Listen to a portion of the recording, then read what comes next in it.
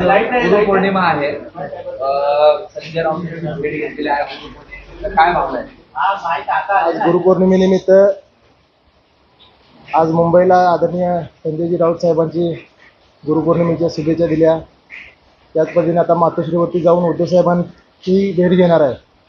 याच्यानंतर कोल्हापूरला जाऊन माझे कुस्तीतले गुरु आमचे राष्ट्रकुल सुवर्णपदक विजेते राम सारंग सर आणि हिंदी केसरी गणपतराव आंदळकर त्यांच्या राम सारंग सरांची गाठ भेटून शुभेच्छा देणार आणि हिंदी केसरी गणपतराव आंदळकर सरांच्या प्रतिमेस जाऊन अभिवादन करून आज गुरुपौर्णिमा साजरी करणार आहे. एकीकडे मैदानातले नाव शिकवणारे गुरु आणि आता राजकारणातले नाव शिकवणारे गुरु कसं पाहताय दोन्ही गुरुंना? कोणत्याही मैदानात गेलं तर प्रामाणिकपणे काम केलं तर यश नक्की मिळतं. तेच मला या दोन्ही गोष्टीचं समजलं. आता जी निवडणूक झाली त्यात जरी अपयश झालेलं असलं तरी आता गुरुने काही कानमंत्र दिलाय का विधानसभेसाठी किंवा लढत राहणं? गुरुंनी एवढेच सांगितले की लढत राहा. यश अपयश हे येत राहणार आहे, राजकारण असेल किंवा कोणत्याही क्षेत्रामध्ये. फक्त लढणं महत्त्वाचं आहे आणि इथून पुढे लढत राहावा.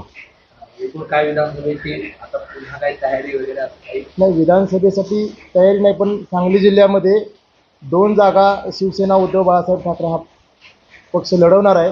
त्यामधील एक खानापूर आटपाडी आणि एक मिरज, अशा 2 जागा आम्ही तिथे लढवणार आहोत.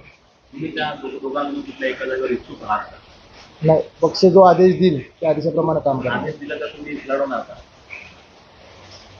आदेश दिला तर नक्कीच विचार करू. थँक्यू.